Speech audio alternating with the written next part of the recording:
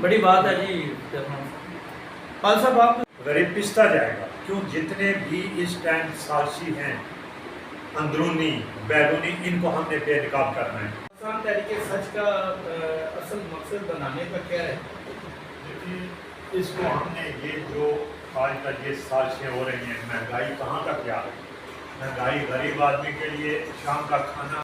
ہمارے قائد محترم میاں امجد علی صاحب نے جو ہمیں پلیٹ فارم مہیا کیا ہے، انہوں نے یہی ہمیں ہدایات کی ہیں کہ ہر پاکستانی تک، جتنے بھی بھائی بہن ہیں ان تک یہ آواز پہنچانی ہے کہ پاکستان ہے تو ہم ہیں، پاکستان ہماری ریڈ لائن ہے، اور جتنے بھی یہ سازشی ہیں جو اندرونی بیرونی سازشیں کر رہے ہیں، ان کو ہم نے ناکام بنانا ہے۔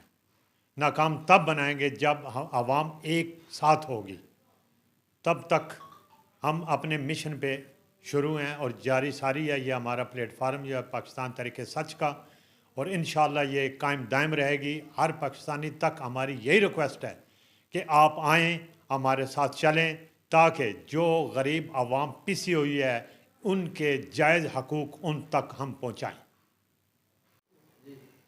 جی اس کے بعد بات یہ ہے نا، میرے بھائی جتنے بھی آئیں، یہ میڈیا والے، ان سے سب سے یہی ریکویسٹ ہے کہ اس پلیٹ فارم کو آپ اپنے چینلوں پہ لے کر جائیں، اس پہ چلائیں، تاکہ ہماری عوام کو کچھ پتہ چلے، کچھ سمجھ آئے کہ یہ جو پچھلے جتنے بھی ہمارے لیڈر آئے ہیں 75 سال سے، کس کس کو ہم نے دیکھا، انہوں نے عوام کے ساتھ کیا کیا ہے۔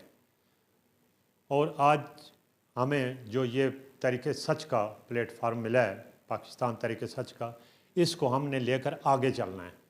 آگے اس لیے تب لے کر جا سکیں گے کہ جب تک عوام ایک جان نہیں ہوتی۔